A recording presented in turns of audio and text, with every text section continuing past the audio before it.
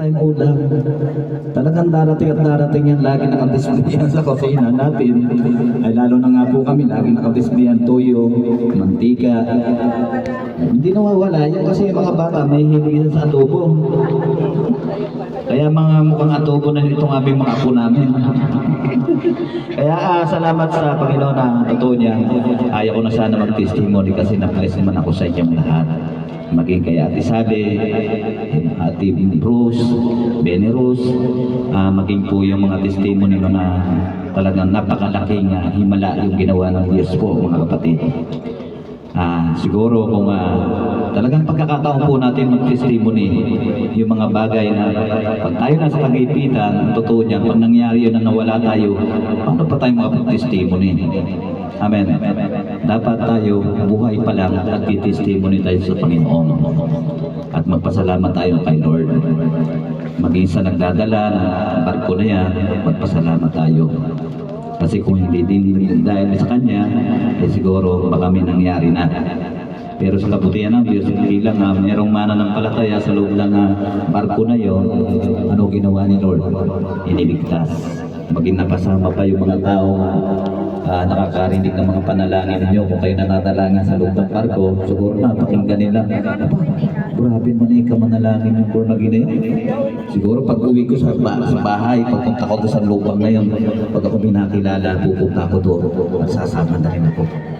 Napakapinsa pala ng manalangin ng mga born again na yan. Ay naalala ko yung testimony ng ating kapatid na dahil mataas-taas din sa barko, yung asawa ng aking pamangkin si Mr. Adi. Ay bali, yung nangyayari na po yun, talaga sabi niya, Lord, habang nananalangin siya, pinakikita niya sa mga tao habang nananalangin siya talaga. Yung sinabi mo kanina kapatid, na nabasag kayo mga salamin, habang nananalangin po siya, imbis na sasabihin niya malapit na, ang ginawa ng kapatid natin, imbis na malayo pa, ang ginawa ng kapatid natin, huwag kayong magpanik mga kapatid, kasi malapit na tayo. Ayan, ang ano naman yun, napakalayo pa, ay lampas lang ng ambin. Ay ang alam ng tao ay malapit na talaga, kasi sinabi niya, para lang hindi magpanik yung tao. Alam mo ang totoo niyan, kahit tayo nagbubulaan, dalawa lang kasi yan eh. Ang totoo niyan, yung ikabubuti yung ating ginagawa. Kasi kung hindi naman gagano ating kapatid na ganyan, ay baka may mangyari po, magpapanik talaga ang tao, magsasama na sa kabilang ganyan. Ay yung sinabi ng kapatid ng testimony niya, salamat pastor sa totoo.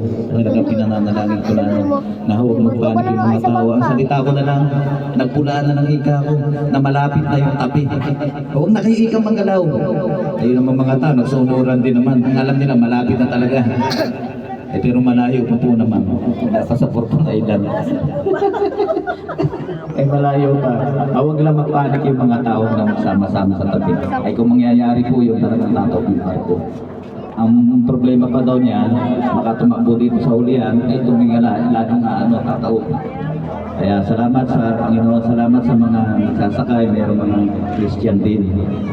Ay kung siguro walang Christian doon, wala nananalangin, baka may nangyari, mga kapatid.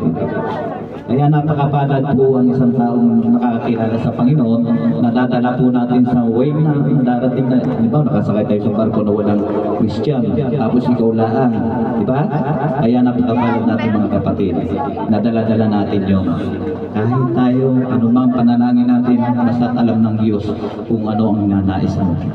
Kahit nasa Tagaypitan na tayo, lulubog na tayo. Alam mo mga kapatid, ang totoo niyan, kaya naging testimony ko rin po yan. Naalala ko po nung nag-seminar ako na si Pastora at nagpahuli po ko.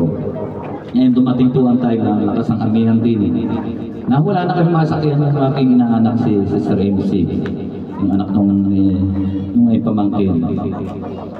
Salita man ng may pamangkin na lalaki, doon ka na lang ka sumabay sa ninong, sumama ka na lang doon at naawa rin naman pag kayo sa MC, wala naman siyang tutulugan. Ang ginawa namin ka na ating Marie kami at punta at bukasan pa kami nakalis kasi nakiusap kami doon sana, wala naman magpasakay. Alam mo, mayroong hindi po si Lord. Ang problema, malayo naman sa Ambel. Hindi nangyari po, kahit nakita ng bangka, sumakay na kami. Ninong, dito na lang tayo sumakay at kilala ko yung sinasakyan. Sige ka po, pag-pray na lang natin. Alam mo, narito na kami sa Ambil na, malapit na. Kung kalaga ko malapit na. Alam mo mga kapatid, kita ninyo yung kapig, tumaas na po yung tumagilid ng ganyan. Alam mo sa mga sabi, ang ginawa ko po, palibasa ko yung nasa gitna po, sa kamarote katabi yung kapitan. Ay nagtataka yung kapitan, kinuha ko yung Bible, ba't kung ganyan. Itinaas ko yung Bible mga kapatid, ito po yung totoo po, ito ang pangyayari. Ito yung malaking testimony. Itinaas ka po, Lord. Sa oras na ito, magmamala po kayo. Kita ko na rito, yung titimon.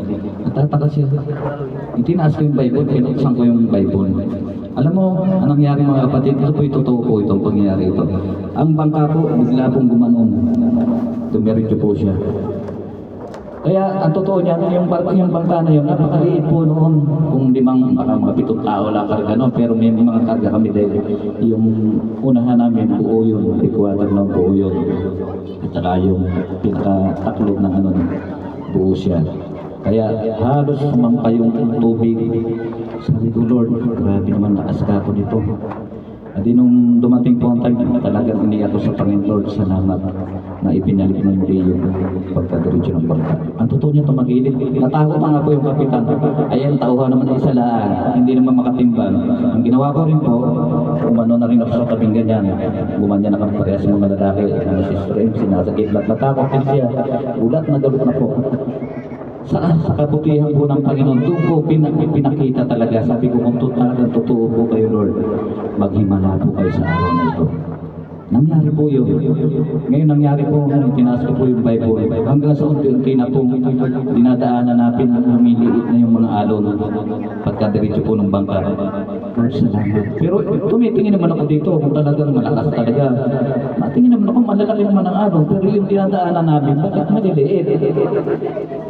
Magtataka ko, kabila naman ako tingin. Tingnan ko yung alon. Bakit yung pinagtataka ko, yung aming dinadaanan, bakit maliit lang? Kaya doon po naghimala ang Diyos, na talagang naniniwala po na mayroong Diyos.